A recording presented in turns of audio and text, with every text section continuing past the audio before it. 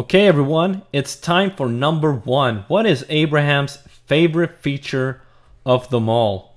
Well, maybe I wouldn't say that it's my favorite feature of them all, because it totally depends on what type of designer you are. If you are the type of designer that would rather use the value mode in margins and sort of break the grid, set up your own grid within the type area, then this is probably not for you. But if you're the type of designer who loves to follow the document grid, then I really think you're gonna like this. The feature I'm referring to in this video is the Smart Mode. Now, this feature is something that I wish I had in the previous versions when I was helping an art director design the grid for a magazine. Now, the challenge was that he had already the width of the document and the height, and he wanted a certain value for the inner and the outer margins and the number of columns, and that's when I realized that there has to be a feature where the user is able to follow the document grid but still be able to have it set up in an easy and fast way. And that did not exist in the previous versions. But this time, with this feature, it's really fast and quite easy. So let's enter something here in the width, 215 millimeters. And Smart Mode and Modular Mode are perfectly synchronized with each other. So I can go back to Modular here. I can enter, for example, 2.5 for the grid width, apply it. Go back to Smart Mode here. Now here you have two options. You can either fill out the number of columns that you want, or you can fill out your desired margins for the inside and the outside. Let's begin with the first one here. I'm going to enter 12 columns.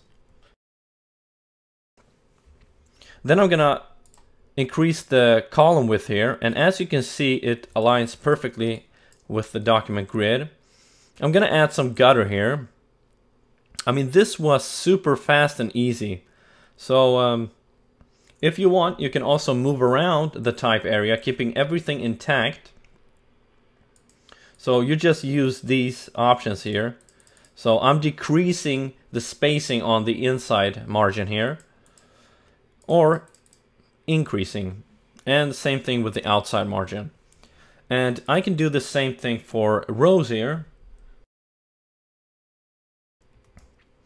I entered 280 millimeters for the height.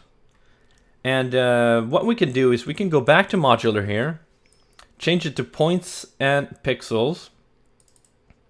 So let's say that I would like something that is as close as possible to 10 points for the leading. I'm just going to enter 10 and press the grid height button.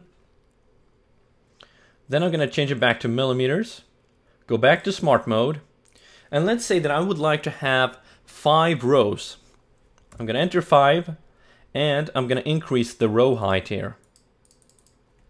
Let's zoom out a bit. I'm going to add some gutter.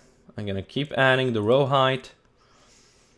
And now I can just adjust where I want the type area to be placed.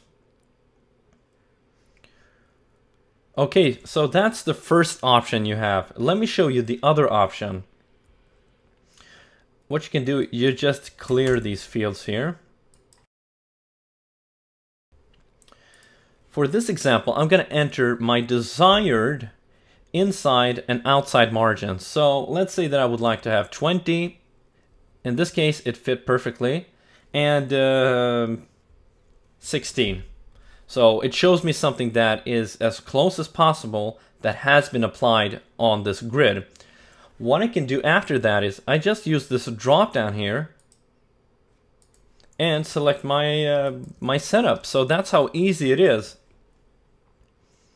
And you actually do the same thing here. So if I would like to have something as close as possible to 15 millimeters for the top, I'm just going to enter 15, and here it shows me the value that was applied. And the same thing for bottom margin. And then I'm going to select something here.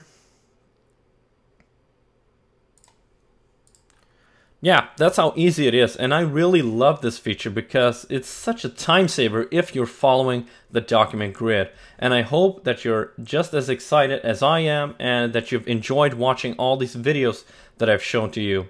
Thank you so much for watching.